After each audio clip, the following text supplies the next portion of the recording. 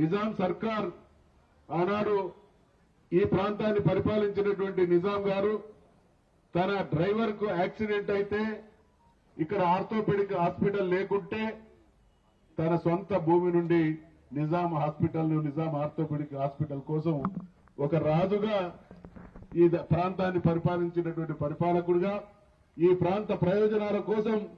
తన వ్యక్తిగతమైనటువంటి ఆస్తిని కూడా ప్రజా ప్రయోజనాలకు ఇచ్చి ప్రజలకు ఉపయోగపడేటువంటి ఆసుపత్రులను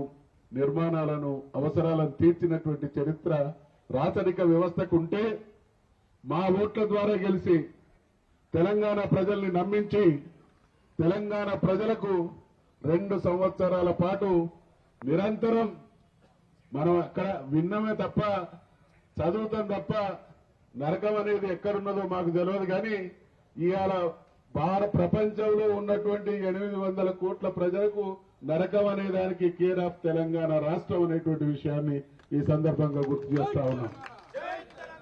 అందుకనే ఈ ఒక్క పారిశ్రామిక మీరు తీసుకొచ్చినటువంటి హైదరాబాద్ ఇండస్ట్రియల్ ల్యాండ్స్ ట్రాన్స్ఫర్మేషన్ ఈ విధానం ఏదైతుందో ఖచ్చితంగా ఈ రాష్ట్ర ప్రయోజనాలను ఈ ప్రాంత ప్రయోజనాలను తాకట్టు పెట్టేటువంటి దుర్మార్గమైనటువంటి విధానం కాబట్టి ఇవాళ మరి రేవంత్ రెడ్డి గారి ప్రభుత్వంలో ఉన్నటువంటి మంత్రులను డూడు బసవన్నల్లాగా గంగిరెద్దుల్లాగా తలకాయలు ఊపకండి. ఎటువంటి విధానపరమైనటువంటి నిర్ణయం ప్రభుత్వంలో స్పీకర్ గా ఒక కీలక బాధ్యతను నిర్వర్తించినటువంటి వ్యక్తిగా ఇది అప్పటికప్పుడు తీసుకునేటువంటి నిర్ణయమా? మీరు తీసుకొచ్చినటువంటి పాలసీ చివరి అంశంగా తీసుకురావడం జరిగింది అనంటే దీని వెనుక లోపాయికారిగా జరగాల్సినటువంటి ఆలోచనలు అవగాహనలు అన్నీ జరిగి మొక్కుబడిగా కేబినెట్ తీర్మానం చేయడం జరిగింది. కాబట్టి ఈ చారిత్రక తప్పిదం హైదరాబాద్ మహానగర కీర్తి కిరీటంలో కలికి దురాళ్లుగా మెదిలినటువంటి పనిచేసినటువంటి అనేక పరిశ్రమల్ని నామరూపాలు లేకుండా చేసి ఆ రకంగా చేసినటువంటి విలువైనటువంటి స్థలాలను వ్యక్తులకు కట్టబెట్టి వాళ్లను కోటీశ్వర్లను చేసి అందులో మీరు వాటాదారులై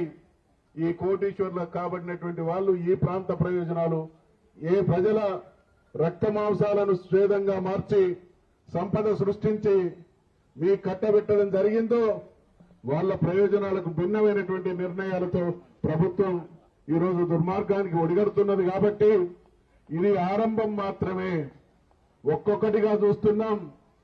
చరిత్రలో మహాభారత కాలంలో శిశుపాలునికి ఎన్ని తప్పుల తర్వాత శిక్ష విధించబడ్డదో ప్రతి సంవత్సరం ప్రతి నెల మీ తప్పులను తెలంగాణ సమాజం గుర్తిస్తూనే ఉంది, లెక్కిస్తూనే ఉంది అనేటువంటి విషయం ముఖ్యమంత్రి రేవంత్ రెడ్డి గారికి గుర్తు చేస్తా ఉన్నాం. మాటి మాటికి ఢిల్లీ వెళ్లి కప్పం చెల్లించి కళ్ళబొల్లి మాటలతో నమ్మించేటువంటి ప్రయత్నం చేస్తే అయ్యా రేవంత్ రెడ్డి గారు నమ్మి మోసపోవడానికి నిన్ను పదే అందలం ఎక్కించడానికి తెలంగాణ ప్రజలు రాహుల్ గాంధీ లాంటి అమాయకులు కారు అనేటువంటి విషయాన్ని హెచ్చరిస్తా ఉన్నాం. మాకు అర్థమవుతున్నటువంటి ఒక రాష్ట్రానికి ముఖ్యమంత్రిగా రాహుల్ గాంధీ గారు మీరు చేసినటువంటి ముఖ్యమంత్రి నిర్వాహకం ఏ విధంగా గమనించేటువంటి స్థితిలో మీరు లేకుంటే అందుకనే ప్రజలు మిమ్మల్ని ఎక్కడ ఎన్నికలు జరిగినా మీరు పాదయాత్రలు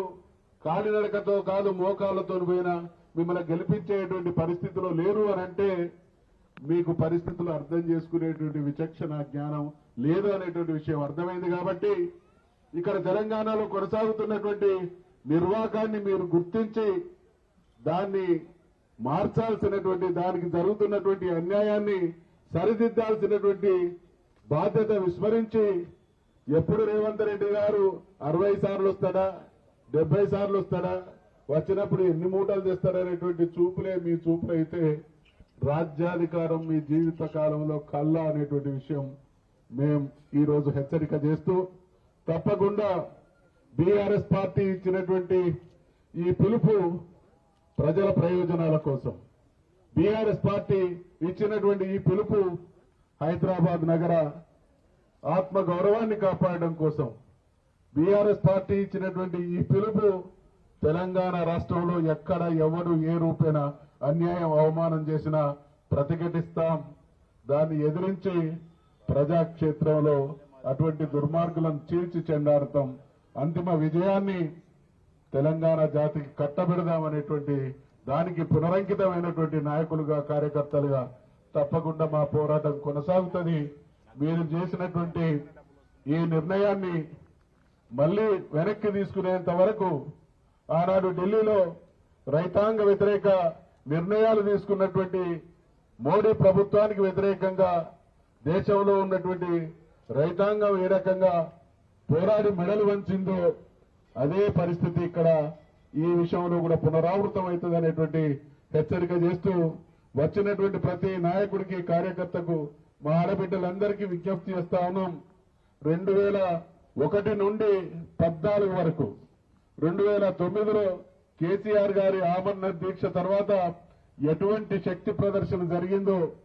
ఎటువంటి వేడిని పుట్టించడమో, ఏ రకంగా దేశంతో పాటు ప్రపంచం మొత్తం తెలంగాణ వైపు చూసి తెలంగాణ ప్రజాశక్తిని తెలంగాణ ప్రజల ఆవేదనను అర్థం చేసుకొని యావత్ ప్రపంచం మనకి ఏ రకమైనటువంటి సంఘీభావాన్ని తెలియజేసిందో ఆ పరిస్థితులు పునరావృతమయ్యేటువంటి విధంగా మనం ముందుకు సాగాలి అనేటువంటి విషయాన్ని